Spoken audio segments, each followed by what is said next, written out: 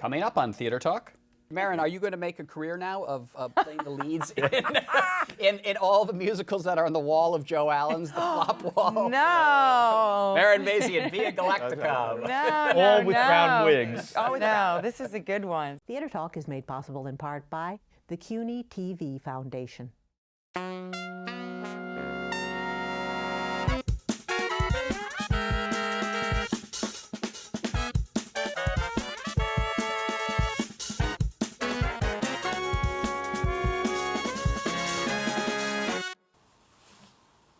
Kiss my foot. He kneels and kisses her foot. Oh, I love this moment, like, bang, kiss my foot. From New York City, this is Theater Talk. I'm the producer, Susan Haskins. And I'm Michael Riedel of the New York Post. So, Michael, there is a provocative new play on Broadway. Yes, called Venus in Fur by our old friend David Ives. It is a unsettling play about a playwright director and his relationship with an actress who comes in to audition. We don't want to give too much away, but we do want to say that the play has two absolutely superb performances by the, I think I can now call her, even though she's young, the great Nina Arianda, who has been compared to Meryl Streep in The New Yorker, I believe, Nina. Hasn't gone to your head yet, I hope. No, no, it's still disbelief. Yes, and matching her scene for scene, terrific young actor Hugh Dancy, who first came to our attention in a terrific revival a few years ago of the wonderful play Journey's End. Welcome to Theater Talk, both of you. Thank you very much. All right, we don't want to give too much of the play away because the shifts of the power structure are what keeps us on the edge of our seats throughout it. But Hugh, can you just give a sense of the character you're playing and what he's doing in this play? Well, I play an American playwright, a young up-and-coming playwright who's decided to direct his latest play himself. And that play is an adaptation of the 19th century novel Venus in Fur, written by Leopold von Sacher-Mason. It's Who gives us the term from where the term sadomasochism. masochism, well, not sadism, but masochism. Yes. And so, you know, he's taken on this fairly difficult, fairly, as you said, provocative project, and he can't cast it. That's where the play begins. He's complaining to his fiancée on the phone that there are no actresses that can fill the role of Vanda, the woman in the novel. And then barging through his door comes Nina, young actress who seems to fill every quality that he's complaining about. She's ditzy, she hasn't read the play, she's this, she's that, she's brought costumes along and everything that's designed to infuriate him. And despite all of that, she persuades me to let her audition with him. And then it takes a very rapid, the first of several sharp turns. Yes, it's interesting because you come in and you seem like, you know, the typical struggling actress who's riding the subway and working as a waitress or a temp or something like that. And then boom, when you start reading the role. Awfully prepared. Yes, awfully prepared. Yeah. I've never read the script before. But your whole physicality changes instantly from being the ditz to now suddenly being in complete control and command. How do you make those fast lightning-like shifts technically as an actress? I don't know. I think it's a matter of being very specific with each woman, and I think that's very much in thanks to Walter Bobbie, our director. Right. But you see them as two different women that you're playing in a way? In a way, I think if anything, it's a variation of. But definitely, yeah, it has to be. I think, or I'm not respecting the italics that David has put in the script. How did you both get drawn into this play? Did they approach you when you read the script and you thought, oh, this is something? Well, the play originated in production Off-Broadway with Nina. In 2009, yeah, and then we went to CSC in 10. Right. At Classic Stage. Nina, David Ives has famously written of your audition and how they were looking for someone to play this part, and in came Nina. And a bit like the play. A bit like the play. How did you prepare for that initial audition where you were just... It was really just preparing like I would for any other audition at that point, in a sense. Other than I genuinely was in love with the script, I did what I would do, which is just, you know, get off book, and especially for a theater audition, you should be as off book as you can be. Was it difficult for you, since she'd been doing this for a while, to catch up to her speed? Yeah, that was, I suppose, my worry. It was, okay, I'm new, I'm the new guy here, you know, treat me gently. But really, within a couple of days, I realized that, first of all, we all had brought our own nerves. I mean, I think it's just as nerve-wracking to transfer something that was such a huge success, to bring it to Broadway and hope that it's going to translate. And as it were, and I wasn't wrestling with that. I didn't have to carry that burden. And equally, I wasn't having to reimagine a production, which both Walter and David and Nina, both, you know what I mean, all three of them, were doing. Not least because the staging is different. It's proscenium. So to some extent, I think I had an easier go of it. But really, after a day or 2 days, all of that stuff I think went out the window. And did Meryl Streep over here help you out? She was a kind. It was, generous. you know, the only way that I think we helped each other out was by, just realizing pretty early on that we were all in the same boat together, and working together. I mean, it was after, as I said, after 2 days when we sat around and read through the play, got that out of our system and got onto our feet. And as Nina was saying, you know, I came as prepared as I could because I knew I had some catching up to do. And he pulled a Vonda. I mean, you were completely off book.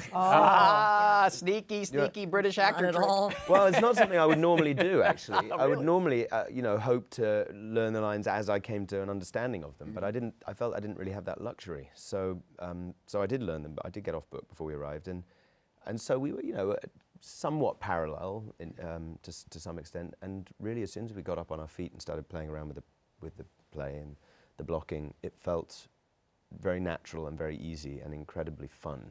Let me ask you guys just your backgrounds of how you got involved in this business. Nina, you grew up in where'd you grow up?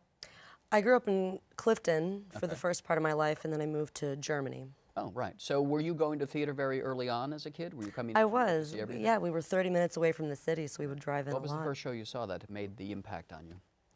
On Broadway, Les Mis. It was, really? Yeah. Were you doing shows in school, in high school, or were you always a theater kid? I was. In high school, I worked in, I didn't do theater in high school. I did a theater in an American theater outside of school in Germany. And I learned a lot. So your German accent in the play is authentic because you... Absolutely. I have a terrible German accent. So I thank Deb Hecht for helping me with whatever I come up with on stage. And Hugh, now we turn the question on you. First show that you saw that kind of had the big impact where you realized this theater thing is kind of exciting? You know, yeah, it wasn't seeing a show that made me want to get into it, but I used to go to the theater because my father, although he's an academic, also played the bass, stand-up bass. And he used to play in local orchestras and not so local orchestras, and at times he would play in the orchestra for musicals. I remember going to see Joseph, the Technicolor Dreamcoat. I remember going to see Brigadoon. He made, and I would go not so much to the shows, but to the rehearsals, and sit up in the, the balcony, quietly, just completely rapt. And really, I could just go again and again and again. I didn't get tired of that. But I didn't put that together. I think I was almost too young to understand what I was seeing. I just knew that I liked it. And then, what shows did you start doing shows in school? Or? Started when I was about 13 at school. I was lucky that I was at a school that had a great theatre, the actual physical, the building. And I had no intention of going and being part of it, but I was sent there, actually. I was ordered to go and help out, to keep me busy, essentially. I was getting into trouble, so they sent me along to keep an eye on me, and I did odd jobs here and there, and then a little while later, one of the kids at the school said, I'm doing a production of The Tempest, and you're going to play Ariel. And I said, oh, okay, yeah, okay. Because that's how it worked at the school that I was at. You just did what you were told, Yeah. So I did, and then I realized that I liked it, and I liked the environment I was in, and that became my extracurricular activity. And kept you out of trouble? Broadly speaking. All right. Two terrific performances in Venus and Fur by David Ives, I should say, at the Lyceum Theater. Don't miss it, and be prepared for some shocks and some surprises, because it's a very twisty, provocative, interesting play. Thank you, Hugh Dancy, for being our guest tonight. Thank you. And thank you, Nina Arianda, as well. Thank Good to see you both. Thank you. Will there be anything else, mistress? Yes. One more thing. Call Stacy and tell her that you won't be coming home tonight. I can't do that. Oh no? You can't? What have I done? I see your sinning just beginning. Pray for your salvation from damnation. Pray or he will burn you.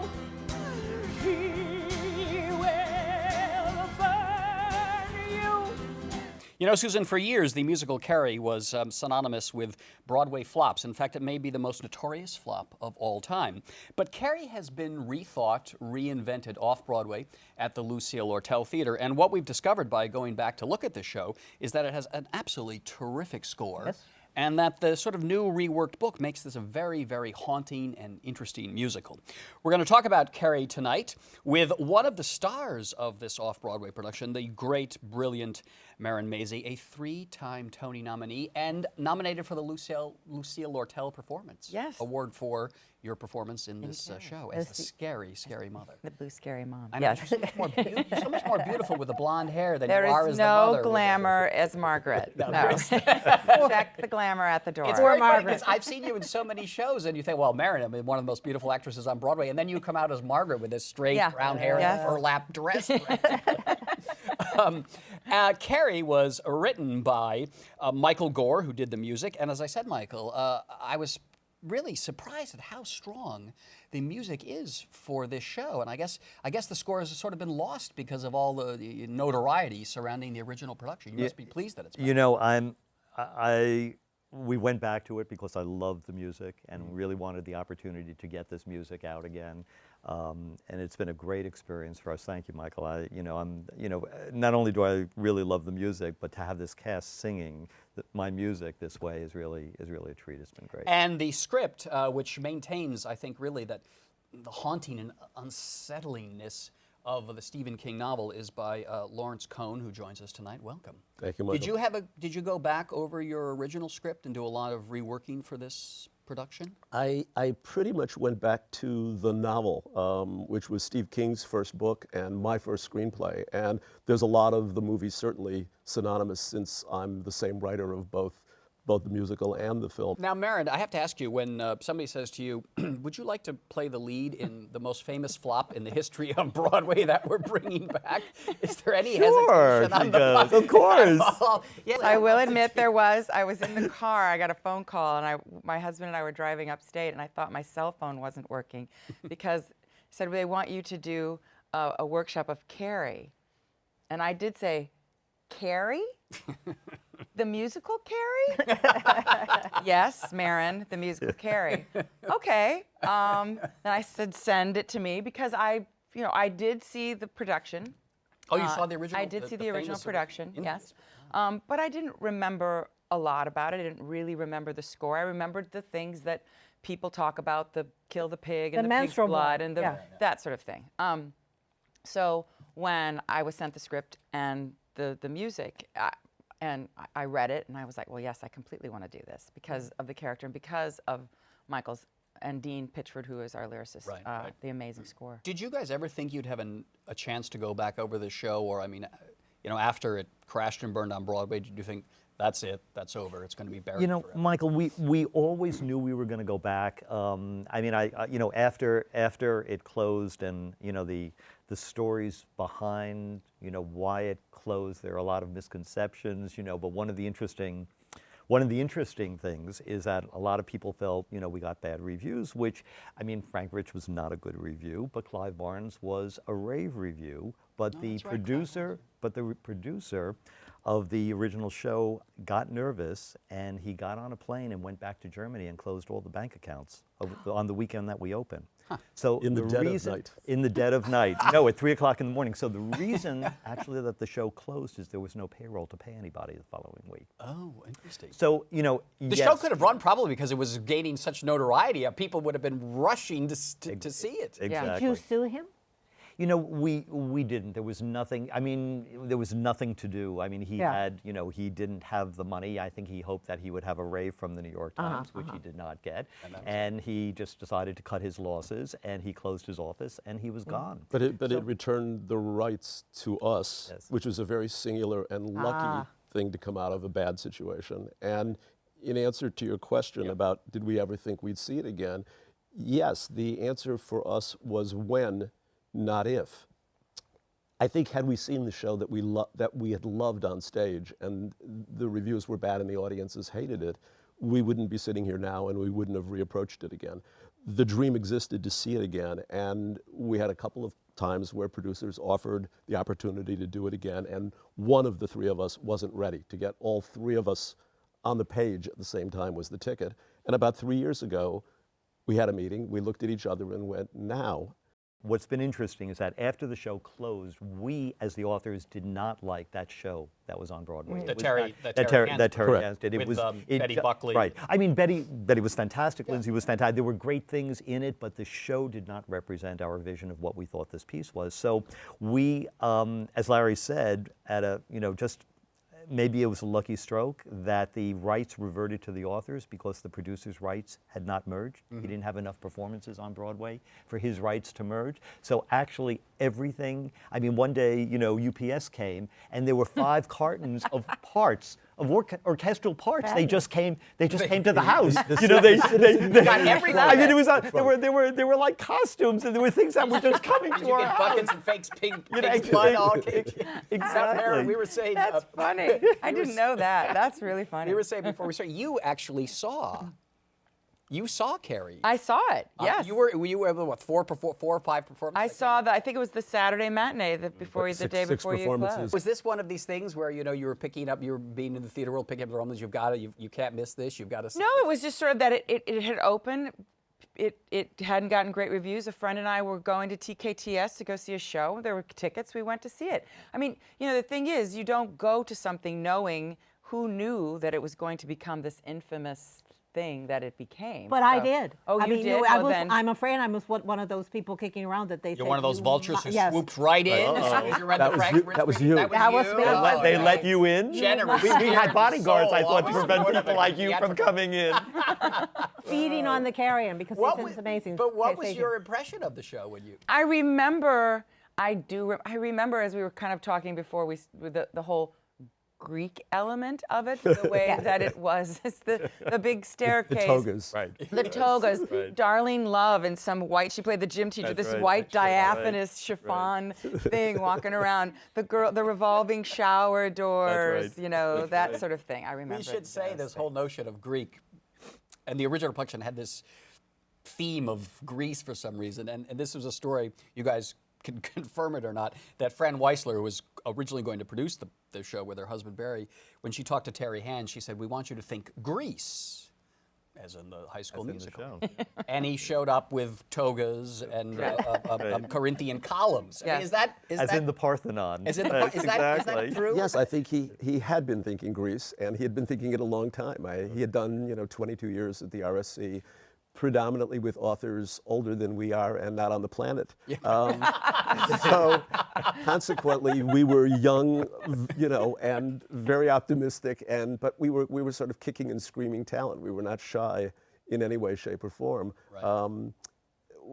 Did anyone correct him and say Greece is, as No, there wasn't any correcting him about anything, meaning he lived in a very insular way of working. I think after 22 years, challenge was not an issue on the playwright's part. That wasn't what musicals are so about, are collaboration. Is collaboration. Yeah. The word was alien to him, meaning no one would challenge after 22 years any decision that he made ultimately. Do you think it was a function of your youth back then that you didn't challenge him more? No, I think several things. I mean, he's an incredibly talented director, as the Cyrano and the Much Ado proved.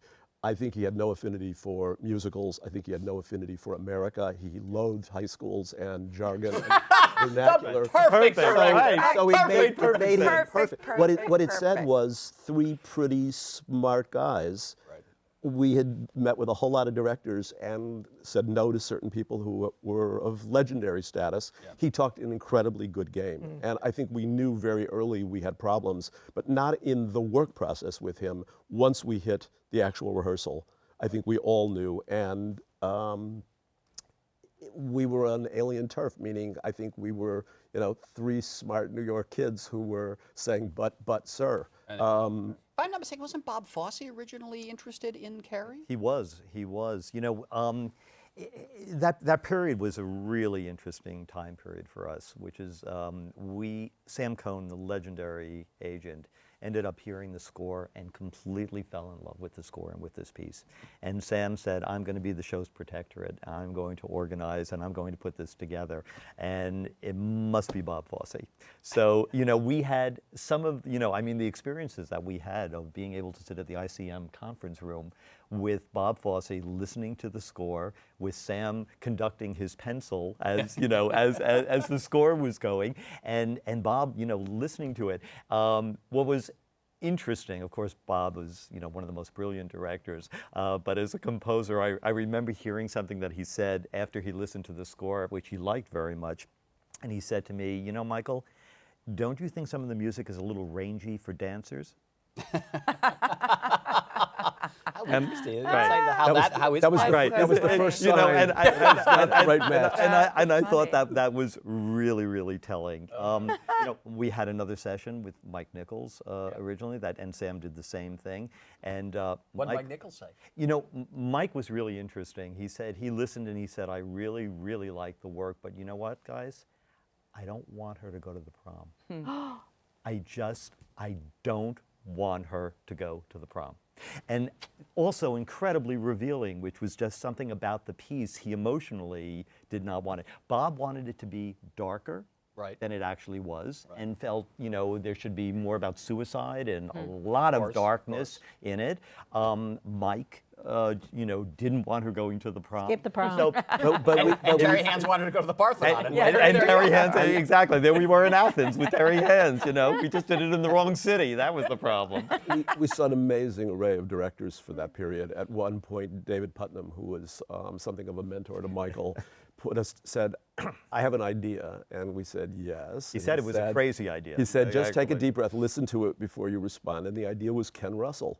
And Ken Russell was at his absolute heyday of being the most controversial director on the planet, both genius and insanely excessive. And we went, that's a really interesting idea. That's certainly worth taking a meeting. So Michael and I trotted off to England to Liverpool. At a carvery in Liverpool. A hotel It was at a hotel carvery in Liverpool. With I remember it like it was yesterday. Massive roast beefs and hams. And four 8 bottles four of bottles wine. of claret, as they call it over there, And he drank all of them. I mean, we had we had maybe a glass, And he could not have been more charming. And I mean, it was like an episode out of Tom Jones. I mean, it was just. That's what it sounds like to me. 8th bottle somewhere during lunch. And he said, I want to go back and see the movie, which I haven't seen in a while.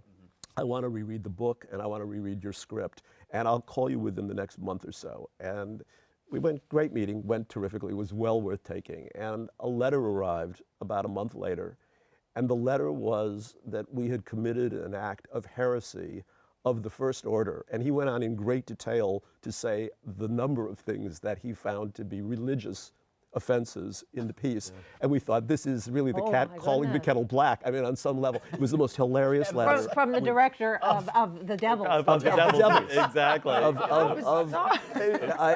And Women in Love and Mahler and a lot of, So we had our experiences with really interesting talent. We got to wrap it up here, but Marin, are you going to make a career now of playing the leads in all the musicals that are on the wall of Joe Allen's The Flop Wall? No. Marin Mazzie and Via Galactica. All with brown wigs. All with brown wigs. No, this is a good one. So I did this because I love the piece and I love the part. So Yeah. Well, you're absolutely terrific in Carrie, and it has really been rediscovered. And guys, I think that this is going to get done. I think the offers must be coming in now for. They are. There's been an offer for Boston for next season for 3 months, and the offers are starting to come in. So we're hoping now it will get done in high schools and in colleges and in rep companies, you know, around the world. Ken Mandelbaum's going to have to change the name of that book. Not since Carrie. That's Yes. right. Not since Spider-Man. That's right. Exactly. And it's the bullying musical. That's right. Michael Gore, Lawrence Cohen, and the great Marin Mazzie, thank you very much for being our guest. Thank you, tonight. Michael. Thank you. You can sign up for viewer updates at theatertalk.org. Or you can Twitter us. Who will hold me when there's no one? When the smiles I used to see are not for me? What will I do? There is no sun when there's no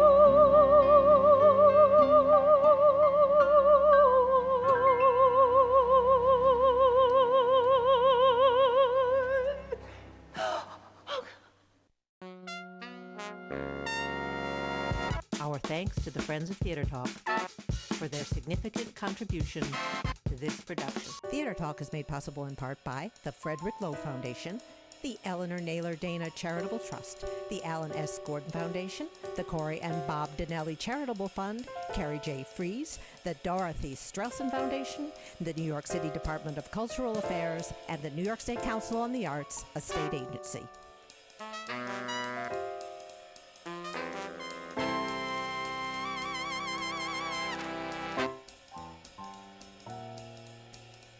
We welcome your questions or comments for Theater Talk. Thank you and good night.